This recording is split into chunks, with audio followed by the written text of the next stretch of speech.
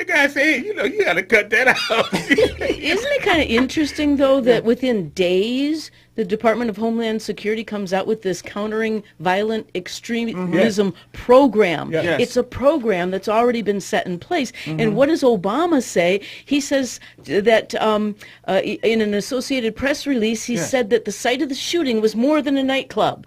Okay. He says it's a place where people came to raise awareness, speak their minds, and advocate for their civil rights.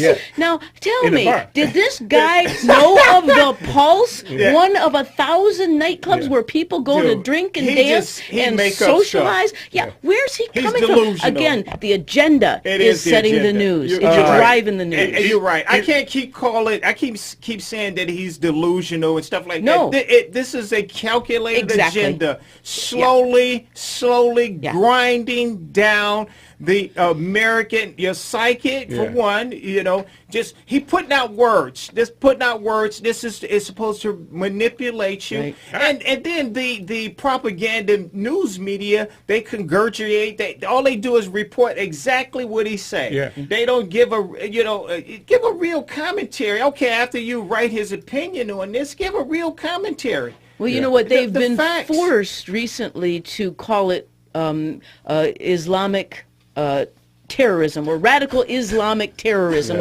They've been forced to say those words. But the truth of the matter is, quite Obama frankly, hasn't used it in the Obama right hasn't. context. But the real truth. Matter of fact, he mock Donald Trump. Because I haven't used the word violent extremism. But the truth of the matter is, the enemy is Islam.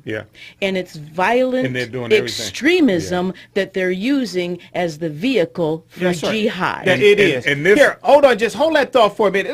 Let's play 313. This is President Obama want to mock Donald Trump because of and then we're going to continue the conversation. If you'd like to join the conversation, give us a call 734-822-1600, and I'm gonna get to our call right after we hear.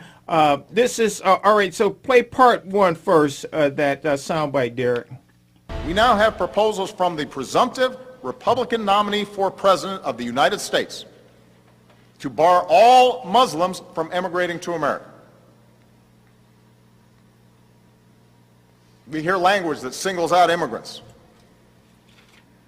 and suggests entire religious communities are complicit in violence. Where does this stop? The Orlando killer, one of the San Bernardino killers, the Fort Hood killer. Hold on. Okay, they were stop. all U.S.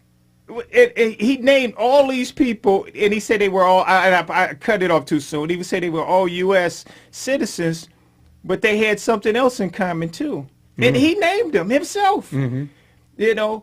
What was that, Del? What else? They had all of them had Islam in common. Every one of them. He said the Fort Hood. He said the San Bernardino killer and the Orlando killer. And he wants to make it out that they were citizens. And that's what he tried to make it out that they were citizens. That's but all. And that's it. He never, ever mentioned that they all also pledge allegiance to Islam. And for the past 25 years, we have been letting these people into our country. If it's not 50 years, we've been letting these refugees into our country who have no allegiance to America. And of course, homegrown terrorists. Of course, if you plant an alien into our country and let him stay here for 50 years, and they procreate and they breed and they have 5 kids, yes, those kids are going to be homegrown terrorists. Oh, wow. Because they still had that connection to what they call a homeland. Absolutely. Well, that's what this guy said. Stop bombing my home. Wait a minute. And who's bombing his home, though? Is it America or Obama? Well, Obama is the one that's bombing his home. Yeah, but his father is the president of Afghanistan. So.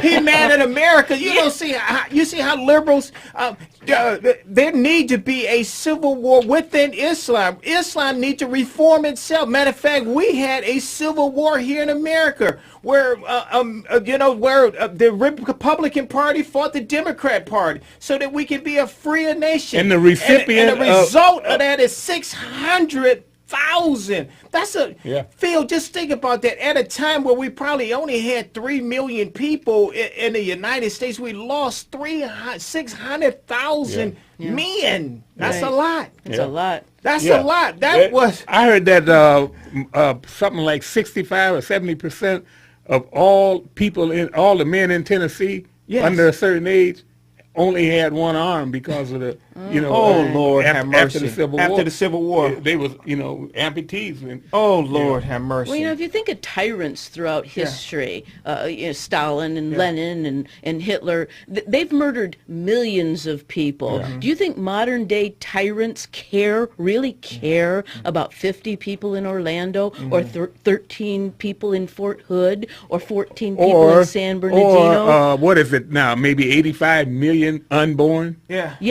There you have it. Again, destruction That's a good point. of our Hold values. on just a minute. I want to play one more soundbite, and I'm going to get to the...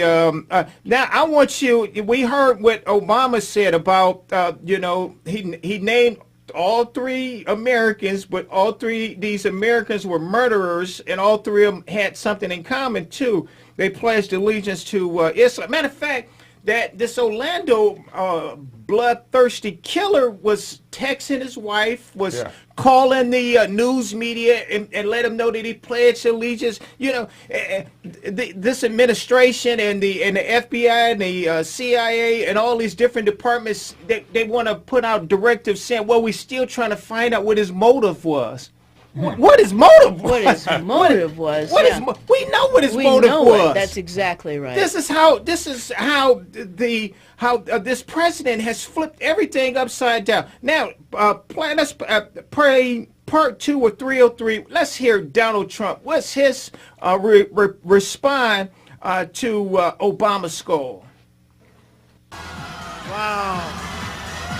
And I watched President Obama today, and he was more angry at me than he was at the shooter. Hillary Clinton, Crooked Hillary, as we all know her by, Crooked Hillary, which is what she is. She's no friend of women, and she's no friend of LGBT Americans. No friend, believe me. And then women like Hillary better than Donald Trump? I don't think so, I'll be honest. I don't think so. I really don't think so. Hillary Clinton just yesterday used the term radical Islam, sort of used it, right? Did you see? We have a radical Islamic terrorism problem, folks. All right, I'm sorry. Thank you very much, dear. Good morning, Bruce from Grosse Pointe. How you doing, my friend? Good morning, guys. Good morning, Janice. How are you doing today? I'm great, thank you. Oh, my Lord. Great conversation. Earlier in the week, I would go through social media just after this stuff happened, and there were reports about on social media about this imam that presiding over this mosque that this guy attended, and he was saying in no uncertain terms that the homosexuals should be killed in the worst possible way. Now, I don't see CBS, NBC, CNN, even Fox News glomming onto this and finding out what the heck's going on behind this stuff. So it looks to me like we have a nice cover-up going on here as far as this goes. Yeah, and where's the Christian church in this regard? Where it is? It's acting like the cowardly lion in The Wizard of Oz, afraid of its own tail, more afraid of losing its 501(c)(3) status than of protecting the souls of Christians and promoting the love that the Christian church is based upon. Because again, we are opposed to homosexuality. True Christians are opposed to homosexuality, but we don't hate the people. We don't want to kill the people. No, we hate the sin. We want to stop the sin. Love the sinner. That's right. Yeah, exactly. And one other thing, they talk about the AR-15 and the handgun, the 9mm handgun, this sort of thing. How this is all the gun's fault. I mean, okay, let's say this guy had strapped a suicide vest belt around his chest, around his midsection, gone in there, called the TV station, said, "I'm doing this for Allah." Then he pushes the button, and boom, the whole place goes up. Now, we wouldn't be talking about guns now, would we? No, we wouldn't. Well, Bruce, that's why the police didn't didn't tear down the building in the first place and to go in there immediately. Right. That's why he was able to kill a lot more people, because they were afraid that he had indeed had a suicide belt on him, and they didn't want to go in there and put themselves into that position. And blow up That's correct. 300 people. Yeah. Well, you know, the former Navy SEAL, his name is Adam Rosso, says that the AR-15 is a citizen's best defense against terrorism. And, you know, I've shot an AR-15, and I think it's a sleek and very well-built gun. It's a rifle. It's not an assault weapon. It's not a machine gun like Rosie O'Donnell or whoever that was. No, it was Whoopi Goldberg goes like a machine gun. That's not how an AR-15 works. No, it's a semi-automatic weapon, which means you have to squeeze off one shot at a time. Right. And have some idiot like Seth MacFarlane saying we got to ban automatic weapons. Well, listen, doofus, automatic weapons are banned. They banned them in 1935. You cannot get your hands on a Tommy gun. But again, the agenda drives the news when we don't even have to have the truth fitting into the agenda. It's just what they want people to believe, and the youth of the country, they don't sit around watching Fox News or listening to talk radio or reading books or articles like the 3 or 4 or 5 or 500 or 5 million of us do. And I would like to say that lie is not just limited. That lying is not just limited to the Democrats. Our Republican representatives have long assisted Democrats in keeping that lie alive. Where is the Congress? Where is the Republican majority Congress? They know that they could get around this effort. They are in, like I call them, subcontractors, and they are in it. Yep. All right, thanks a lot, Bruce, for getting that. Thanks a lot, guys. Take care. Talk to you soon. Bye-bye now. All right. If you'd like to join the conversation, you can give us a call at 734-822-1600. We'll see you on the other side of the break. Thank you.